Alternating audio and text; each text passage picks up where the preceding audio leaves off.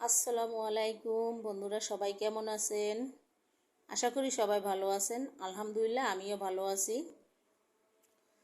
তা পবিত্র রমজান মাস বন্ধুরা, সময় পাই না আসলে ভিডিও ছাড়বো, কিন্তু তার মধ্যেও একটু সময় বের করা লাগে। রমজান মাসে অনেক কাজ থাকে, মা বোনেদের অনেক কাজ থাকে সংসারে। তা আজকে আমি নিয়ে আসছি একটা ছোটোখাটো একটা রেসিপি। দেখেন, এটা টক বড়ই টক বড়ই আর চালতা। টক বড়ইটা রোদে শুকিয়ে চালতা বানাইছি। এটা একটু আখের গুড়, চিনি, পাঁচফোড়ন, মশলা এগুলো দিয়ে আসাইছি। অনেক টেস্টি একটা খাবার হয়েছে।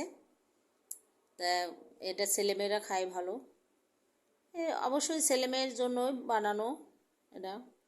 তো অনেক টেস্টি হয়েছে, দেখেই মনে হচ্ছে লোভনীয় একটা খাবার। তা আমি একটু টেস্ট করে দেখি। বিসমিল্লাহির রহমানির রহিম।